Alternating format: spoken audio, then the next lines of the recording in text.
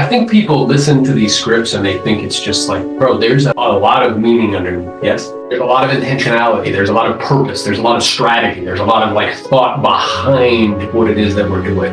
Out of an abundance of the heart, the mouth speaks. You see how when we're on calls and people are like, yeah, teach me like verbatim what to say. And I always try to bring people to this. I always try to help them to understand what's happening. And this is why. And I can say it the same way, but what's in my heart, bro? Do I actually believe that I'm a consultant and I'm here to collaborate and I'm here to help you self-discover? Or do I believe that I'm the authority and you should listen?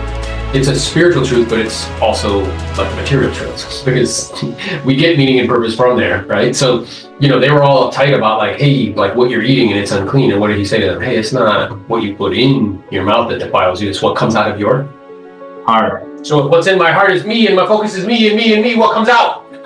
Me. And what's pride? Yeah, that's what comes out. Right. Listen to me.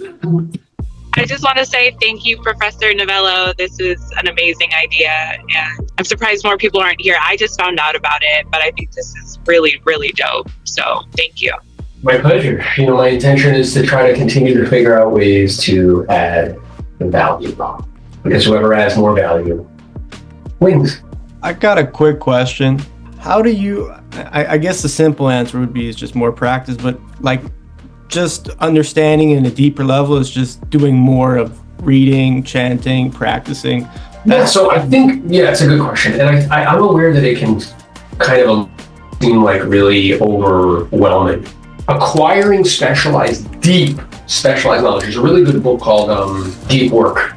And what it says, its premise is that we live in a world where there's so much information, everybody becomes like a jack of all trades, but a master of none. They know a little bit. They know a lot of surface information, but they don't actually go deep on any subject or topic.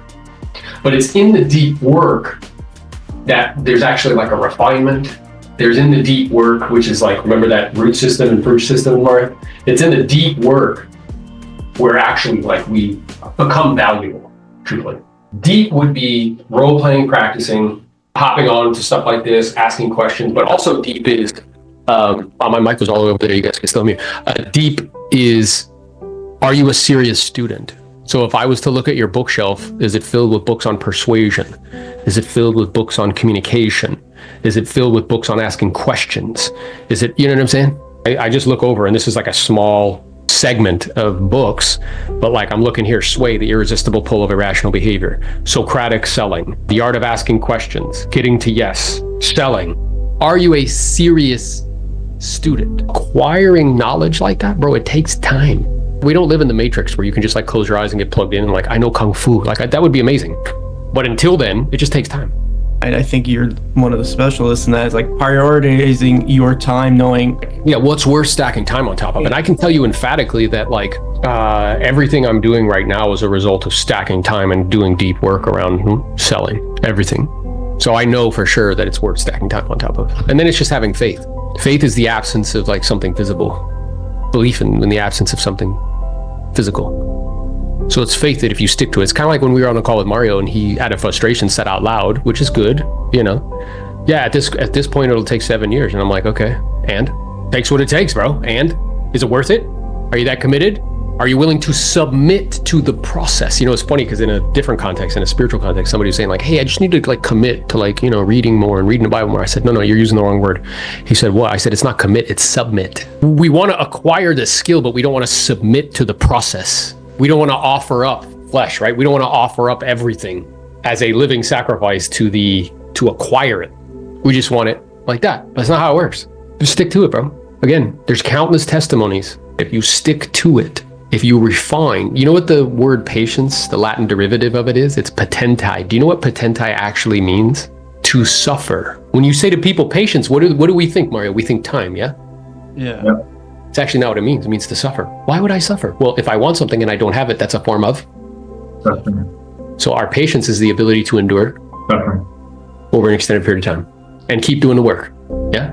And some people have different capacities. Maybe it takes you a little bit longer to learn. Okay, but I'm not gonna stop. I sent this to somebody today. Look, you ready? When confronted with a challenge, the committed heart will search for a solution. The undecided heart searches for an escape. But if you're committed, I'm searching for a solution. Yes? It's not an option to hit the escape hatch. And I think when we're challenged, like it reveals like what's in our heart.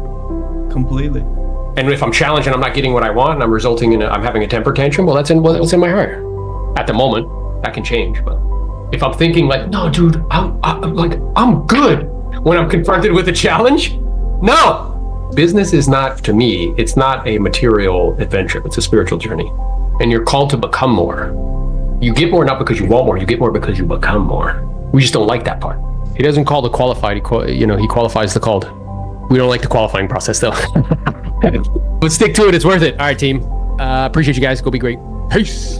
The purpose of the competitive market analysis is really an attempt to make an educated guess. So to go in thinking that I can present with authority like I know and you don't, that's silly. You're inviting what? Conflict. Friction. That's how you need to view yourself in this conversation, not wagging your finger. Now you're way more receptive to the message. Yeah. Without the frame, there's resistance to the message.